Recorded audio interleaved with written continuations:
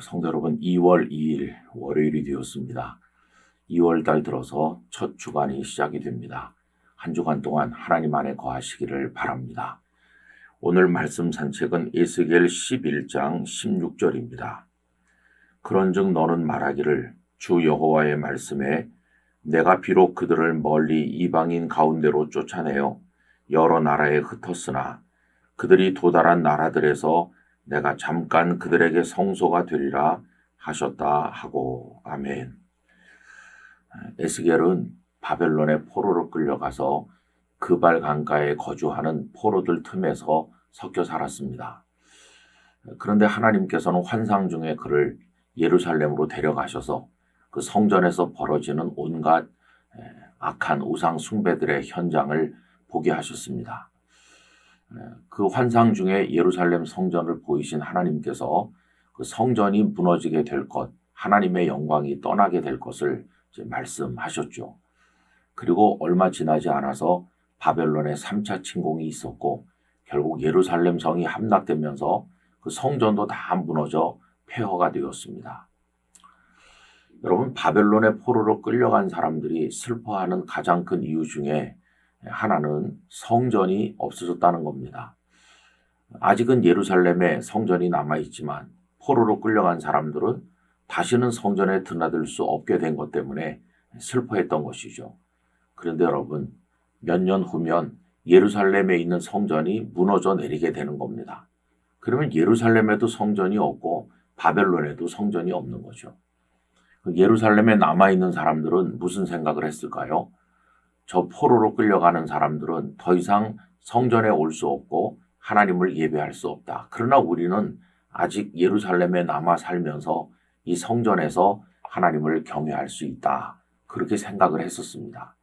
그런데 이제 그 성전이 곧 무너지게 될 것이거든요. 그러면 예루살렘에 남아있는 사람들이라 하도 성전이 이제 없기는 마찬가지죠. 성이 다 함락되고 마니까요. 여러분, 여기서 중요한 것이 무엇일까요? 눈에 보이는 그 성전 건물이 있고 없고 그게 중요한 게 아니라는 것입니다. 오늘 읽은 본문에서 하나님께서는 이제 이 포로로 끌려간 백성들에게 이런 말씀을 하셔요. 내가 너희에게 잠깐 성소가 되어주리라. 오늘 본문 끝자락을 다시 한번 읽어보면 이렇습니다.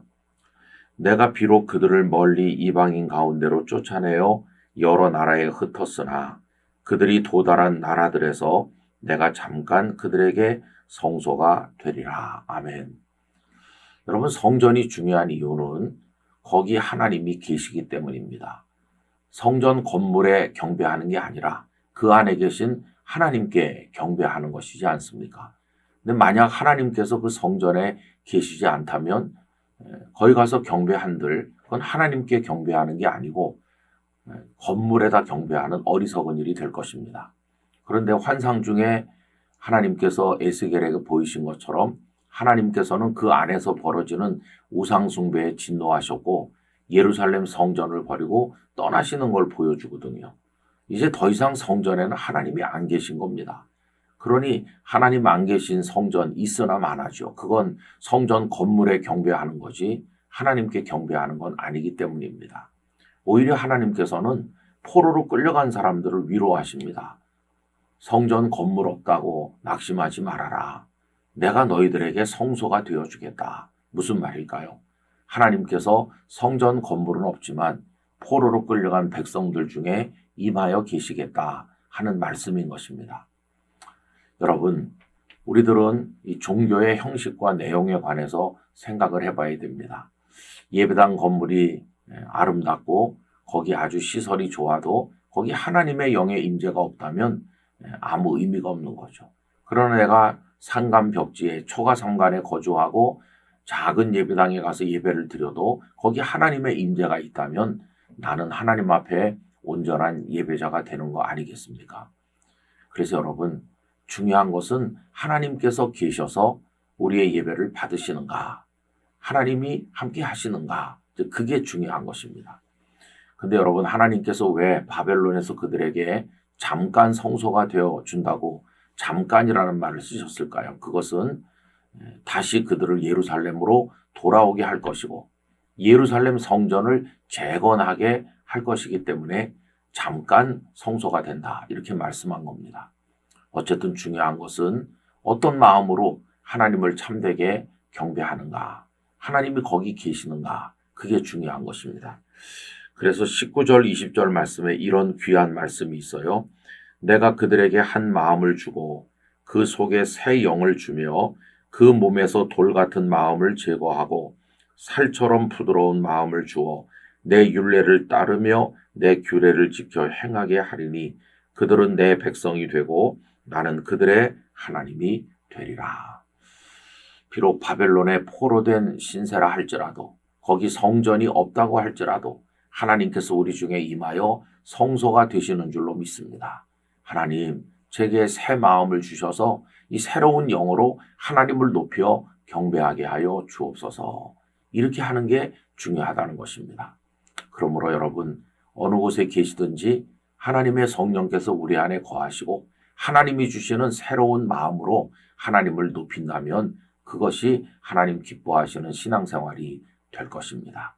영상을 함께 하시는 모든 분들이 어떤 생활 현장에 계시든지 하나님의 은혜 가운데 참 예배자로 하나님과 동행하시기를 간절히 축복합니다. 거룩하신 아버지 하나님, 바벨론의 포로로 끌려가는 사람들은 더 이상 성전에 드나들 수 없게 된 것 때문에 슬퍼하였습니다. 그러나 예루살렘에 남아있는 성전도 불과 몇 년 지나지 않으면 무너질 것이며 또 건물이 남아있다 하더라도 이미 하나님께서는 성전을 버리고 떠나셨기에 그 성전은 아무 의미가 없었습니다. 비록 바벨론에 성전이 없어도 하나님께서 그들에게 성소가 되신다면, 그들 중에 계신다면 거기가 진정한 예배의 자리가 될 수 있음을 말씀하셨습니다.